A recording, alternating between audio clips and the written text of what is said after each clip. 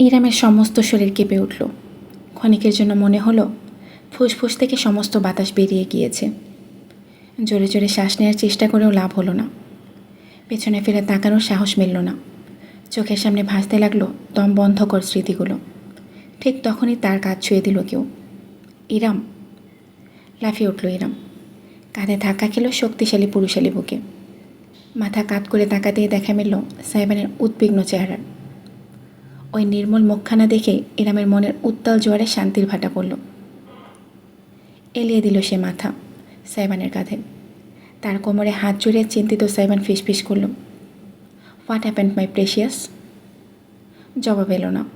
সাইবানের একটা বাহু শক্তভাবে ধরে রেখে ঝট করে পেছনে ফিরে তাকালো ইরাম।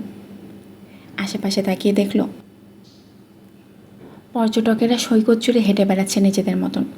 কেউই তার দিকে চেয়ে নেই। তবু ইরাম হন্যা হয়ে চারপাশ খুঁজল। সে অশুভ ছায়া নজরে পড়ল না। তবে কি সবটাই ভ্রম ছিল? জোরে জোরে মাথা নাড়ালো ইরাম। লোকটা তার মস্তিষ্কেও রেহাই দেয় না। না, কিছু না। সাইবান ইরামের দিকে সদ্বিগ্ন দৃষ্টিতে তাকালো বটে, কিন্তু অতিরিক্ত কিছু আর জানতে চাইল না। অর্ধাঙ্গিনীর আঙুলে আঙুল পেঁচিয়ে ঝুঁকে তার কপালে ঠোঁট ছুঁয়ে বিড়বিড় করল, আম হেয়ার, রাইট হেয়ার। আমি আছি। বেশ সামান্য কিছু ভরসার শব্দ, অথচ ইরামের ছটফটে হৃদয়ে প্রশান্তির প্রলেপ দিতে তা যথেষ্ট। হালকা একটু হাসল রমণী। পাল্টা সাইবানের হাত চেপে মাথা দোলালো। অতঃপর হাঁটতে শুরু করলো উভয়ই। যেখানে দাঁড়িয়ে ডাব খাচ্ছে সুগন্ধা আর অনুরাগ, তাদের আসতে দেখে আরও দুটো ডাবের অর্ডার দিল অনুরাগ। ইরাম ছেলেকে কোলে নিয়ে দাঁড়ালো। সূর্যাস্তের দৃশ্যের সঙ্গে মিলেছে শীতল বাতাসের প্রবাহ। মুহূর্তটা জাদুকরী। সাইবান ডাব দুটো নিজের হাতে নিয়ে একটা ইরামের মুখের সামনে ধরল। স্ট্র দিয়ে একটুখানি খেলো ইরাম। ঠিক তখনই হুট করে পেছন থেকে একটি কণ্ঠস্বর ভেসে এলো, সাইবান! হতচকিত হয়ে পড়ল সকলে। মাথা ঘুরিয়ে তাকালো। সৈকতের বালুচর ধরে হেঁটে আসছে এক মেয়ে। লাশময়ী কাঠামো, গায়ে জড়ানো শর্ট কামিজ আর প্লাজো জিন্স, সিল্কি চুলগুলো খুলে রাখা। বাতাসে দুলছে এদিক সেদিক। টকটকে খয়েরি লিপস্টিক মাখা ঠোঁটে লাজুক হাসি। সবার সামনে এসে থমকালো মেয়েটি। Oh my God, I can not believe this. Saiban, সত্যিই তুমি? কতদিন বাদে দেখলাম তোমাকে। কেমন আছো? সাইবানের চোখ মুখ থেকে সবটুকু রং উধাও হলো নিমিষেই। অনুরাগ হালকা কেশে মাথা কাত করে অন্যদিকে তাকালো। দুই বন্ধুর মাঝে অদ্ভুতরে চোখাচোখি হলো। মেয়েটির অবশ্য সেদিকে খেয়াল নেই বিশেষ। হাত বাড়িয়ে সাইবানের বাহু আঁকড়ে ধরল সে। ড্যাম গড, কত বদলে গিয়েছো তুমি, হোয়াট আ বডি। ইনাম পাশে দাঁড়িয়ে সরু দৃষ্টিতে সবটাই খেয়াল করলো। সাইবান ছেড়ে দেমা কেঁদেবাজি ভঙ্গি করে মাথা হেলিয়ে অর্ধাঙ্গিনীর দিকে চেয়ে শক্ত একটি ঢোক গেল। ভালো। তোমার কি অবস্থা রুবিনা? বাহ, নাম পর্যন্ত জানে। ইরাম এক পায়ে ভর দিয়ে দাঁড়িয়ে স্ট্রতে চুমুক দিয়ে নাটক উপভোগ করে গেল। অপরদিকে তার চোখের অতি শান্ত দৃষ্টিতে সাইবান দর দর করে ঘামতে লাগলো। কপালে জমা ঘামের ফোঁটা পরনের শার্টের হাতায় মুছতে বাধ্য হলো। রুবিনার অবশ্য সেদিকে বিশেষ খেয়াল নেই। সে অনুরাগকেও পাকড়াও করেছে ততক্ষণে। হ্যান্ডশেক করে বলল, আরে অনুরাগ, তোমরা মানিকজোর এখানে একসাথে? I am impressed. হে হে হে, লাইকওয়াইজ। দাঁত কিলিয়ে হাসতে বাধ্য হলো অনুরাগ। হ্যান্ডশেক করলো। পাশ থেকে সুগন্ধা যে শকুনের দৃষ্টি নিক্ষেপ করে রেখেছে সেটা তার বোধগম্য হলো না। রুবিনা অনুরাগের সঙ্গে কথা বলতে বলতে ইরামের দিকে কৈফিয়তের নজরে তাকালো সাইবান। ঠান্ডা একটা প্রশ্ন করলো অর্ধাঙ্গিনী তার, মেয়েটা কে? ওই চোখের সামনে নিজেকে লুকাতে পারল না সাইবান। গলা খাকারি দিয়ে জানালো, আমার এক্স। চোখ কপালে উঠে গেল ইরামের। কি? কোন এক্স? লাল টকটকে গাল নিয়ে ঘাড়ে হাত ঘষতে ঘষতে সাইবান জানালো, 2 নাম্বারটা, ক্লাস 9-এর এক্স গার্লফ্রেন্ড। সাইবান, তোমাকে এভাবে এখানে পেয়ে যাব ভাবিনি। রুবিনা এসে খপ করে তার হাত পাকড়াও করে ফেলে। সাইবানের আত্মারাম খাঁচা ছাড়া হওয়ার জোগাড় হলো। না পারছে ফেলতে, না পারছে গিলতে। ইরামের দিকে কোনো চোখে তাকালো সে, কিন্তু তার স্ত্রী যেন চোখ দিয়ে তার দিকে বরফ নিক্ষেপ করছে। যেন বলতে চাইছে, করো করো, আরও কত প্রেম প্রীতি করতে পারো তুমি, আমিও দেখি। বজ্জাত বেটাজাত, শিরায় শিরায় শয়তানি। আরেক নির্লজ্জ মায়েরা দেখো ঢং। হাত ধরার দরকার কি?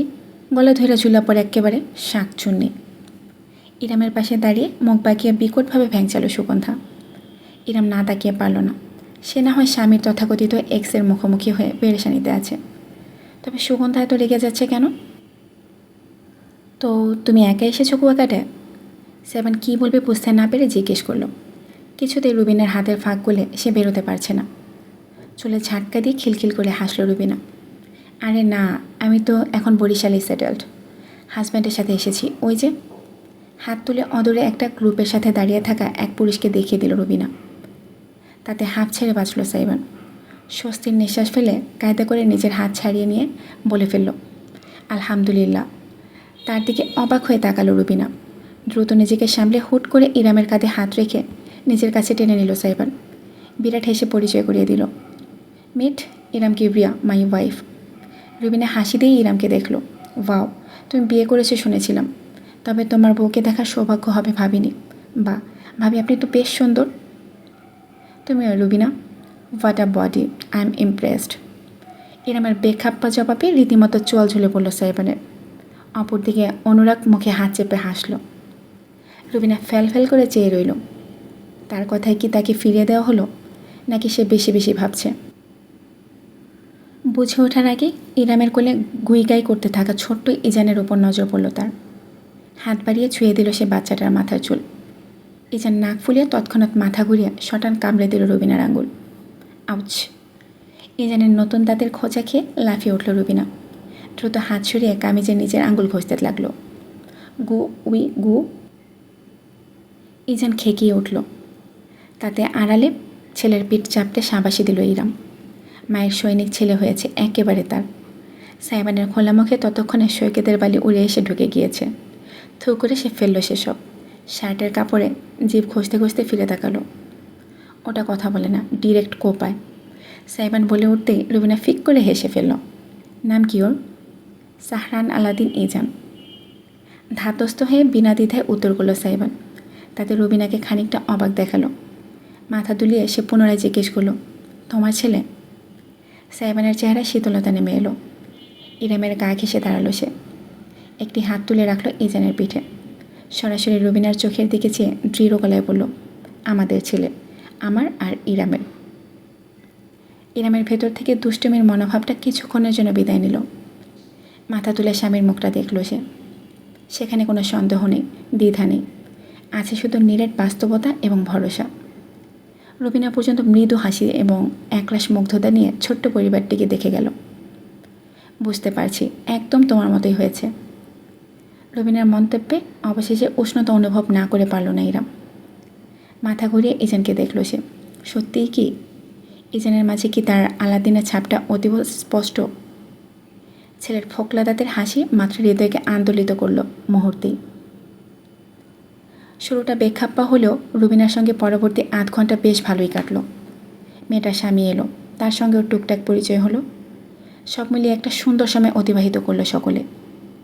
সূর্য প্রায় ঢলে পড়ার মুহূর্তে তারা সবাই একটা ডাবের খোসা বলের মতন ব্যবহার করে সৈকতে খেলার মেতে উঠল। হাসি ঠাট্টা আর আনন্দের মাঝে ইরাম সকল আশঙ্কাই প্রায় ভুলে গেল। খেলার মাঝে হঠাৎ তার নজরে এলো আশেপাশে কোথাও সাইবান আর ইজানকে দেখা যাচ্ছে না। এইমাত্র মিনিট 5 আগে ছেলেকে স্বামীর কোলে দিয়েছিল ইরাম। খানিকটা অবাক হয়ে সে অনুরাগকে ধরল। অনুরাগ, আলাদিন কোথায়? কাঁধ তুলে ঠোঁট উল্টালো অনুরাগ। এই তো আশেপাশেই কোথাও হবে, হয়তো ডাইপার লিক হয়েছে তাই চেঞ্জ করতে গিয়েছে। ইরাম মাথা দোলালো। ঠিক, এমনটা হওয়া অসম্ভব নয়। সে দ্বিতীয় কিছু চিন্তা করার আগেই রুবিনা আর সুগন্ধা একসাথে টেনে তাকে খেলায় ঢুকিয়ে ফেলল। বিধায় বেশি ভাবা সম্ভব হলো না। চারিদিকে ক্রমশ আধার নেমে এসেছে। সূর্য অস্ত গিয়েছে, শুধু তার গাঢ় কমলা আভা এখনও ছেয়ে আছে আকাশে। সৈকতের একদম এক কোণায় দাঁড়িয়ে নিচের সমুদ্রের পানিতে নিজের প্রতিফলনের দিকে চেয়ে আছে অরণ্য। সকালে শেভ করায় চোয়াল একেবারে চকচক করছে তার। চুলগুলো হালকা শুষ্ক, এলোমেলো হয়ে কপালে লুটিয়ে পড়েছে। ঘন কালো ভ্রু আর পুরো লালচে ঠোঁট নিজের গঠনকে ভাস্কর্যের চেয়ে কম কিছু মনে হলো না। কালো শার্ট এবং শর্টসে শারীরিক কাঠামো দারুণভাবে ফুটে উঠেছে তার। শার্টের উপরের কয়েকটা বোতাম খোলা। এই নিয়ে 20তম রমণীর পক্ষ থেকে আকর্ষণের দৃষ্টি লাভ করেছে সে। তের্যক হাসল অরণ্য। লাভ কি? যার দৃষ্টি গায়ে মাখতে চেয়েছিল তার দৃষ্টি পাওয়া গেল না। এখনও সময় হয়নি। আগু 1 2 3 কথোপকথনের আওয়াজ অরণ্যের সমুদ্র বিলাসে বিঘ্ন ঘটালো। পাশ ফিরে তাকাতেই চমকালো সে। প্রথমে নজরে এলো ভেজা বালুকের ছোট্ট ছোট্ট পদচিহ্ন, অতঃপর ছোট্ট ছোট নাজুক পা হেলে ধুলে ভারসাম্যহীন এগিয়ে আসছে। হাঁটতে শেখেনি, না শিখেছে দাঁড়াতে। তবে তাকে ধরে একটু একটু করে এগিয়ে নিয়ে আসা হচ্ছে। তুচ্ছ প্রায় শরীরটা তালে তালে দুলে উঠেছে, হেলে পড়ছে, কিন্তু কখনো মুখ থুবড়ে পড়ছে না, কারণ দুটি অতীব শক্তিশালী হাত তাকে ধরে রেখেছে শক্তভাবে, খুঁটির মতন আশ্রয়স্বরূপ। ঠিক তার মুখোমুখি এসে থামল তাদের যাত্রা। মুখ তুলে তাকালো অতিকায় দেহের অধিকারী পুরুষটি, যে ধরে রেখেছে ছোট্ট অস্তিত্বটিকে। তির্যক হাসি ফুটল তার ঠোঁট জুড়ে। আঙুল তুলে সে ধরে রাখা বাচ্চাটিকে দেখালো সামনে, ঠিক যেখানে অরণ্য দাঁড়িয়ে আছে। ওই দেখ পটলা, গ্লোবাল ওয়ার্মিংয়ের চমৎকার নিদর্শন, সৈকতের ভেতরে জঙ্গল। অরণ্যের ভ্রু কুঁচকে গেল, দাঁতে দাঁত চেপে ফেলল সে। এই ছেলেটা বহু কষ্টে ভেতরের রাগটাকে দমন করল সে। বাঁকা হেসে ঘুরে দাঁড়ালো। তুমির ধার ধারল না, সোজা তুইয়ে চলে গেল। তোর চোখ নাকি সিসি ক্যামেরা? যার কাছে জাদুর চেরাগ আছে তার আবার ক্যামেরার কী দরকার? বালুচরে হেলতে দুলতে দাঁড়িয়ে থাকা ইজানকে এবার নিজের কোলে তুলে নিল সাইবান। পরনের 3/4 প্যান্টের পকেট থেকে টিস্যু বের করে ছোট্ট ছোট্ট পা দুটোকে সযত্নে মুছে দিতে লাগলো। বালিয়ার পানিতে ভিজে গেছে। অরণ্য দাঁতে নিজের ঠোঁটের ভেতরকার অংশ কামড়ে ধরল। দৃশ্যটা তার মধ্যে কেমন যেন একটা অনুভূতি খেলিয়ে দিল। সেটাকে বিশ্লেষণ করতে পারবে না সে। ভূত সাজার শখ থাকলে আমার নাটক দলে যোগ দিতে পারেন, তবুও সং হয়ে ভং ধরে আমার বউয়ের আশেপাশে ঘুরঘুর করবেন না। 10টা না 5টা না, একটা মাত্র বউ আমার। কিডনি লক হয়ে গেলে তো সমস্যা। সাইবানের দ্বিধাহীন কথায় অরণ্যের ঠোঁটের অশুভ হাসিটি ক্রমে বিস্তৃত হলো। মাথা কাত করে চেয়ে জিভে ঠোঁট ভিজিয়ে নিল সে। অতঃপর বলল, তোর বউ? সাইবান পাল্টা হাসল। হ্যাঁ, আমার বউ, অনেক আদরের তো। আশেপাশের দামড়া সার শিং দেখিয়ে ঘুরে বেড়ালে ভয় তো পাবি। অরণ্যের হাতের মুঠো শক্ত হয়ে গেল। পরক্ষণে মাথা ঝাঁকিয়ে কয়েক পা এগিয়ে দূরত্ব মিটিয়ে ফেলল সে। ঝুঁকে এসে কণ্ঠ খাদে নামিয়ে বলল, তবে তোর বউকে বলে দিস, ওর শরীরে লেপ্টে থাকা ঘ্রাণের সুবাসে মৌমাছি তো আসবেই। আর মৌমাছি যদি আসে তবে তার হুলের ফোঁটাও সইতে হবে। আসুক না মৌমাছি, ওই হুল ছিঁড়ে রেখে দেবে না তার স্বামী। চোখ টিপ দিল সাইবান। অরণ্যের মুখ কঠোর হয়ে উঠল, নিরেট পাথরের মতো দেখালো তা। এমন সময় সাইবানের বুকে লেপ্টে থাকা ইজান নড়ে উঠল। গুই!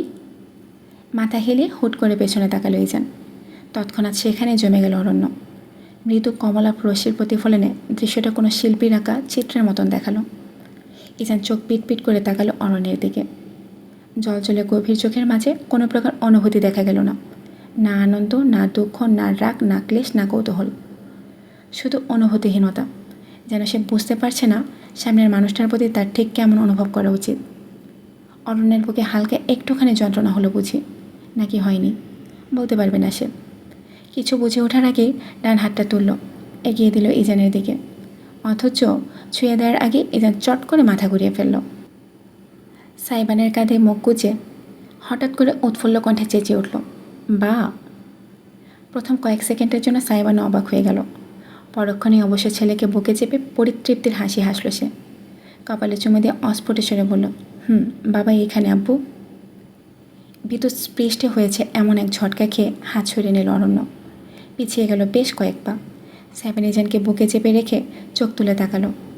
তার দৃষ্টি থেকে সমস্ত দুষ্টুমি, বেখেয়ালি মনোভাব আর দ্বিধাহীনতা গায়েব হলো মুহূর্তেই। দেখা মিলল তীব্র আক্রোশের সঙ্গে সতর্কবাণী। কণ্ঠস্বর গভীরতম হয়ে উঠল তার। ওই কলুষিত ছায়াও যদি আমার পরিবারের আশেপাশে আর চোখে পড়ে, শুধু হুল ছিঁড়ে বসে থাকবো না, একেবারে জিন্দেগি ছিঁড়ে ফেলব। একটু থামল সে, বাঁকা হেসে যোগ করল, একজন বাপের কলিজা মাপতে আসবেন না, পৃথিবীতে এর জন্য কোনো স্কেল খুঁজে পাবেন না। দাঁড়ালো না সাইবান, উল্টো ঘুরে হন করে হেঁটে চলে গেল। বালুকার ধারে দাঁড়িয়ে অরণ্য নিষ্পলক চেয়ে রইল সেই পথপানে। নিগুড় নয়নে সাইবানের কাঁধে ঝুলতে থাকা ছোট্ট হাত দুখানা দেখে গেল।